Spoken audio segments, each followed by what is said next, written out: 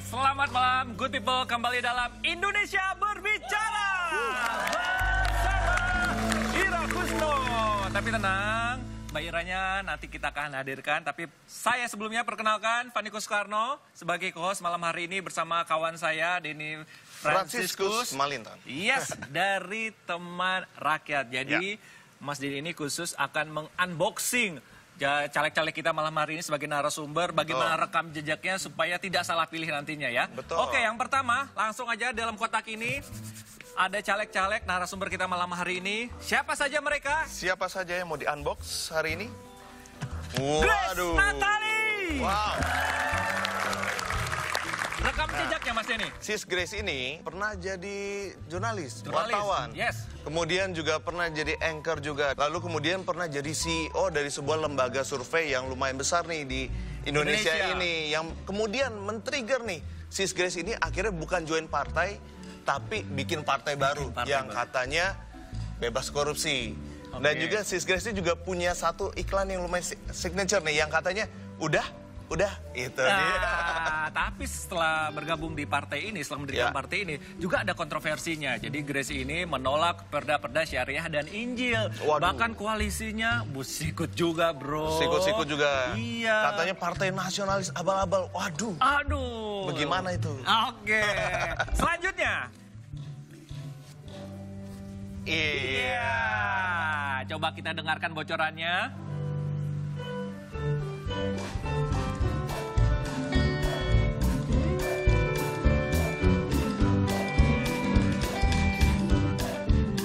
Udah pada tahu kan? Cukup. Judul lagunya apa? Heli. Kita bukan main tebak-tebakan lagu ya. Cica Kuswoyo. Cica Kuswoyo. Nah, Gimana Mas ini? Kalau Mbak Cica ini ya dari namanya kita udah tahu ya. Dia tuh anak sulung dari salah satu musisi legendaris di Indonesia, Nomo Kuswoyo, yang dulunya ada di Kus Bersaudara, seperti itu. Dan juga Mbak Cica ini juga penyanyi cilik dulunya. Kemudian yang nyanyiin lagu yang kita sampai sekarang tahu, namanya Heli. Guguk itu. Nah, juga Mbak Cica ini punya situs yang lumayan bagus sekali ya, cicakuswoyo.com, di mana beliau menuangkan visi misinya, menuangkan perhatiannya kepada anak-anak seperti itu. Yang jelas Cica Kuswoyo ini dari partai PDIP. Alright, berikutnya. Ini dia dapil raka terakhir malam hari ini. Mardani Alisera.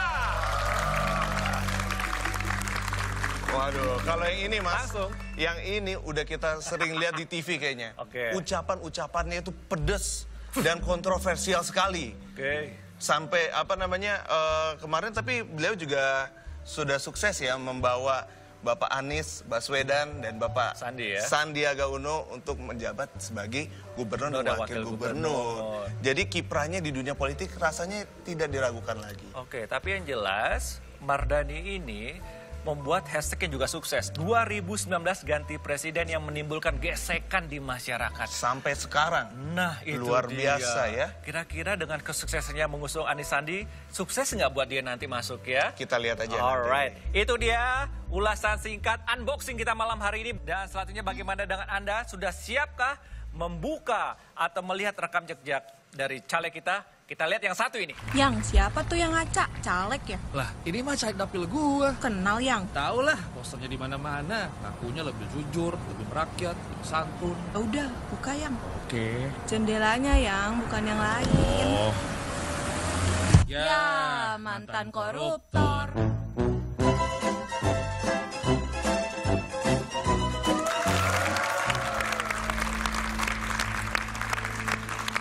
Tadi sudah kita lihat kreatif sekali videonya, terkena jebakan Batman hanya karena penampilan saja.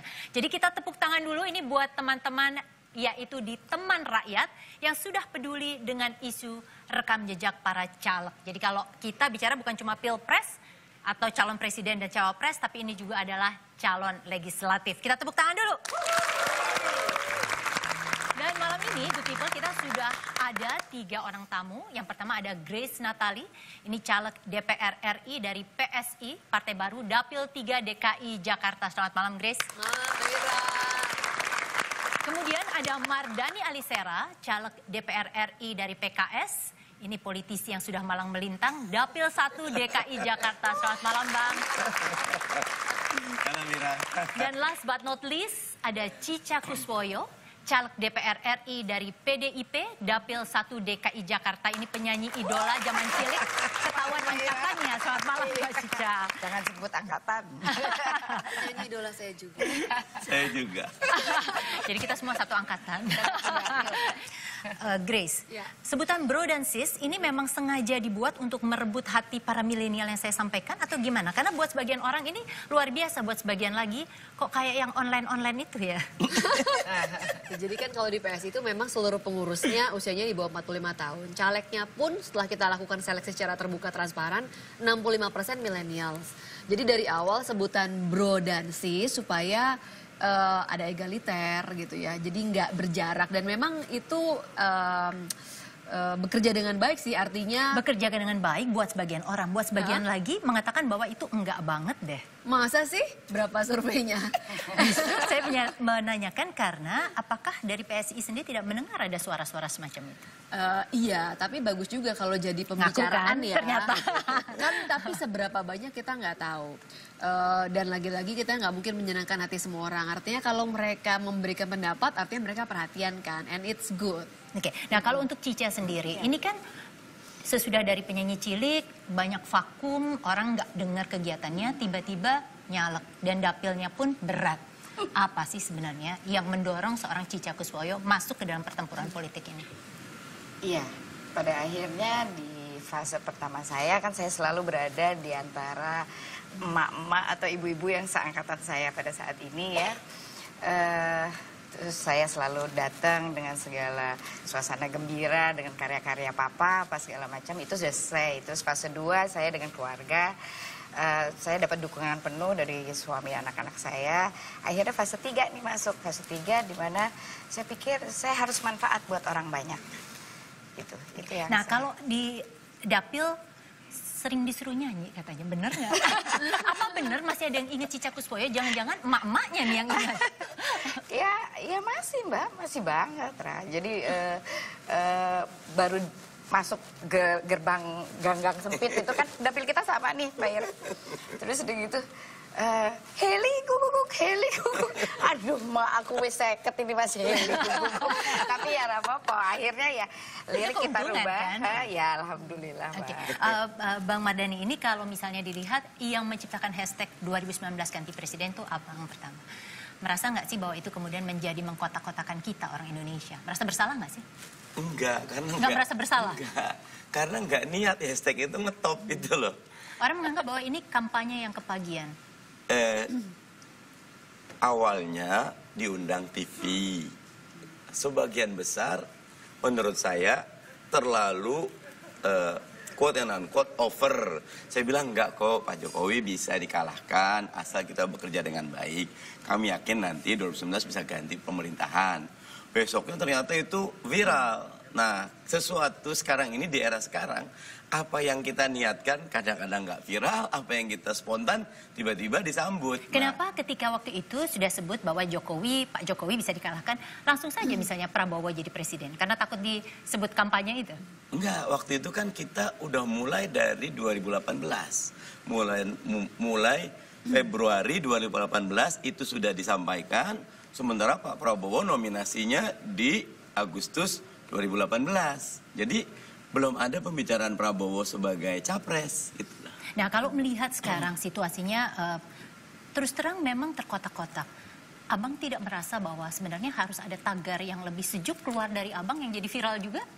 Iya, kita sudah mulai. Ya, kita sudah mulai, tetapi tetap gini.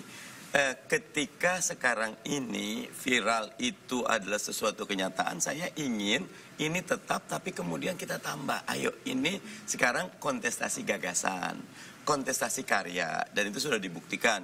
Kemarin debat Bang Sandi dengan Kiai Ma'ruf menurut saya indah sekali. Masing-masing menyampaikan apa untuk BPJS. Dan debatnya lain-lain. indah, tetapi kemudian tagar-tagarnya nggak indah tuh, Grace.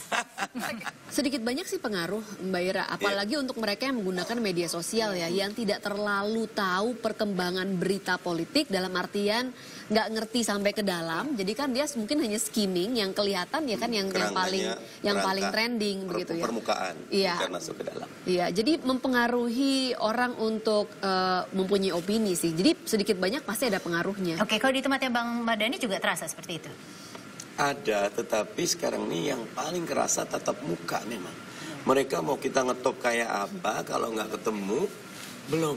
Nah, sekarang ada yang baru, the power of selfie gitu. Makanya sekarang rata-rata ngomong 5 menit, selfie-nya bisa 20 menit. Kalau buat Cica sendiri, kan banyak berseliweran hoax gitu misalnya ya, atau berita-berita yang perlu diklarifikasi. Itu seberapa ketika ke dapil ditanyakan oleh konstituen? Oh iya, pada saat saya turun biasanya saya visi misi saya dulu. Jadi selalu saya bilang ini silaturahmi yang terputus selama 30-40 tahun. Akhirnya setelah itu kita jagongan sama-sama, ngobrol gitu, mereka Iki bener nggak sih Mbak? Iki ini. Suka Nah, nanya situ lewat aku masuk. WA nggak gitu untuk mengkonfirmasi? Kalau yang anak muda, DM, WA atau apa. Karena kebetulan semua sosial media yang berhubungan dengan saya kerjain sendiri Mbak. Gitu supaya saya dapat dapat energinya ya. Saya mau tahu jadi nggak ada hubungan yang terputus gitu. Terus gitu kalau ibu-ibu atau bapak-bapak yang di akar rumput itu mereka rata-rata ya langsung ketika bertatap muka. Ya. Grace, orang mengatakan bahwa PSI ini partai baru, nafas baru, anak-anak muda semua. Tetapi banyak juga yang mencoba melihat lebih dalam. Di baliknya itu adalah para taipan dan pengusaha. Dan orang mengatakan ketika di belakangnya ada taipan, pada saat nanti misalnya masuk pasti ada barter politiknya. Bagaimana menanggapi ini? Pertama itu hoax ya, Mbak Ira. Dikatakan ada taipan dan pengusaha yang hoax yang disebarkan dari awal sekali, tapi kan pada kenyataan tidak demikian. Apa yang kami buat dari awal seluruhnya pengurus, misalnya orang-orang baru semuanya, bahkan kami yang satu-satunya melakukan perekrutan caleg secara profesional dan transparan. Di saat kritik kami selama ini kok perekrutan caleg itu nggak pernah ketahuan seperti apa ya seleksinya, kami mengundang tokoh-tokoh independen untuk menjadi juri, duduk dalam panitia seleksi, kemudian seleksinya dilakukan secara terbuka, di-share-kan di media sosial. Silakan kalau habis ini mau cek di YouTube, akan ada video-videonya wawancara caleg PSI seperti apa. Ada proses yang menarik yang dilakukan PSI, tetapi pertanyaannya kembali, bagaimana kemudian sebuah partai baru punya uang begitu banyak? Fundraising. Saya makanya nungguin ini lama sekali karena habis ini saya mau fundraising. Setiap hari saya melakukan fundraising. Dan kami melakukan dinner-dinner berbayar di dapil-dapil juga itu hampir selalu sold out mejanya sebelum hari H acara. Katanya untuk makan bareng Grace saja untuk satu meja itu mesti bayar ya? Iya. Kalau kita lagi Berapa, fundraising ya Mbak, Grace? kalau lagi nggak fundraising ya nggak bayar. Kalau misalnya lagi fundraising berapa, Grace? Kalau makannya Sebentar, ini mesti dijawab dulu. Jawab dulu berapa, Grace? Kita pernah membuat acara, ada yang satu meja bersama dengan saya itu ada yang 25 juta rupiah. Dan ada banyak yang mau bayar? Laku tuh mejanya. Cica, sekarang kalau misalnya orang bilang, kenapa PDIP berlabuhnya di sana? Ini memang dilamar atau bagaimana? enggak, saya memang memilih kemudian partai yang kira-kira elektabilitasnya tinggi jadi bisa masuk DPR? Oh, nggak mikir itu, saya nggak mikir itu. Tapi memang benar-benar maksudnya pada saat PDI Perjuangan kontak kita ada ini, saya bilang siapa sih yang lamar dari PDIP? Siapa sih yang lamar? Ada deh, pengen tahu apa yang tahu banget. Tapi ada. Jadi gini, kita sebagai seniman Nusantara kemarin kumpul gitu bahwa maksudnya pada akhirnya oh iya ini tempat saya. Awalnya juga masih apa ya iya gitu ya. Tapi akhirnya saya bulat tekad sekali bahwa ini partai memang dari kecil kita udah tahu bahwa ini ideologi bangsanya kuat sekali gitu. Kalau partai di Indonesia itu kan sebenarnya rata-rata tidak terlalu banyak berbeda dalam visi dan misi gitu. Jadi pilihan PDIP ini karena memang yang melamar hanya PDIP atau memang ada pilihan khusus? Enggak. Saya yakin bahwa maksudnya di partai ini saya bisa berbuat sesuatu buat Wong Cilik. Oke. Gitu aja. Bang Mardhani, kalau misalnya dilihat ini kan Anda salah satu arsitek kenapa Bang Anies dan Mas Sandi bisa menjadi gubernur. Tetapi dari sisi elektabilitas ini malah kalah sama Cica ini menurut survei Carta Politika. Sebagian orang mungkin boleh berargumen begitu ya. Tapi seorang ahli strategi kok malah secara survei jadi kalah, gimana? Kayaknya pinteran ngurusin orang gitu. Sudah mengecek sendiri, memang betul elektabilitas pada saat ini belum terdongkrak? Kami kalau survei itu dua fungsinya ya, cermin dan cambuk. Pokoknya kerja ya, karena masyarakat ini sekarang memang sedang berpikir siapa sih calegnya. Mayoritas harus pilpres ya. Kita yang caleg ini ya harus betul-betul tekun gitu loh. Nah, kalau di survei ini sebenarnya posisinya Bang Mardhani ini nyaris-nyaris bisa tidak lolos loh. Khawatir nggak sih dalam posisi ini sekarang ini? malah bagus, jadi tahu posisi di mana dan kerja keras. Tapi masih yakin bisa terpilih? Kalau saya bukan yakin terpilih, yakin kerja keras. Karena kalau itu tergantung yang di atas kebeli enggak itu.